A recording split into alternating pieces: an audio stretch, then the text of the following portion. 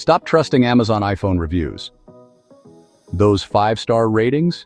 They are for the phone, not the seller.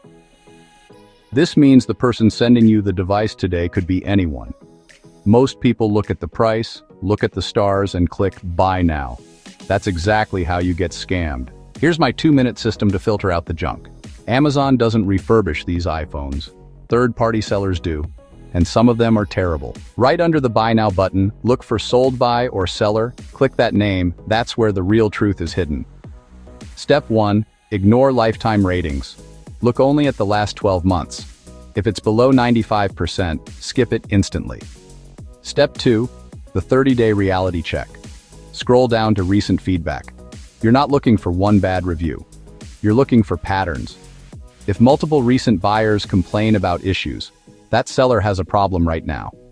Step 3. The Frankenstein check. Now look at what people complain about. Battery issues, screen problems, not original parts. If the same issue keeps repeating, that's not random. That seller is cutting corners. Let's compare. Seller A has a 98% rating. Seller B is 80% and $10 cheaper. Most people choose Seller B to save money, but 20% of their buyers had a nightmare experience. Is saving $10 worth a 1 in 5 chance of getting a broken phone?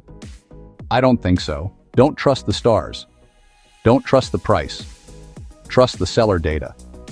That's what actually determines if you get a gem or a brick. If this 2-minute filter saved you from a bad deal, type saved in the comments. It helps the algorithm show this video to more people who are about to get scammed. And don't forget to check my guide on renewed premium versus standard. It's the second half of the puzzle, and you can watch it right here.